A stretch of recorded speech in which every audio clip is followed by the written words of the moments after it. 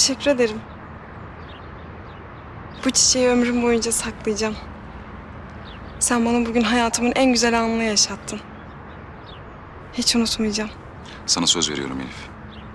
Her günümüz bir öncekinden daha güzel olacak. Bence bu arada bu durumu kimseyle paylaşmayalım. Özellikle de ailelerimizle. Haklısın. Ama istersen Yıldız'a söyleyebilirsin. Tamam. Hadi fotoğraf çektirmeye. Ne için? Nikah için.